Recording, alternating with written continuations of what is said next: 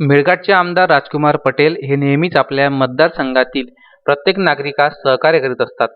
आपल्या मतदारसंघातील प्रत्येक नागरिकाने चांगले जीवन जगावे आणि त्याला दैनंदिन सोयी सुविधा मिळाव्या यासाठी आमदार राजकुमार पटेल नेहमीच प्रयत्नशील असतात. निराधार महिला माता भगिनींना मदत आणि सहकार्य करण्याच्या उद्देशाने आमदार राजकुमार पटेल नेहमीच प्रयत्नशील असल्याचं दिसून आलं आहे.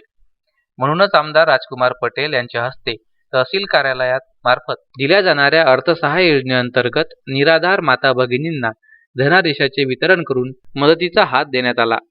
प्रति लाभार्थ्यांना 20,000 रुपये अशा 30 माता भगिनींना एकूण 60 लक्ष रुपये अर्थसहाय्य योजनेअंतर्गत धनादेशाचे वाटप करण्यात आले. यावेळी धारणी येथील तहसीलदार वैशाख वाऊरवाघ यांच्या प्रमुख उपस्थितीत धनादेशाचे वितरण आमदार राजकुमार पटेल यांच्या हस्ते करण्यात आले. याप्रसंगी पंचायत समिती सदस्य रोहित पटेल, प्रकाश घाडगे, रुपेश भारती, कालू मालवीय आदी पदाधिकारी प्रामुख्याने उपस्थित होते.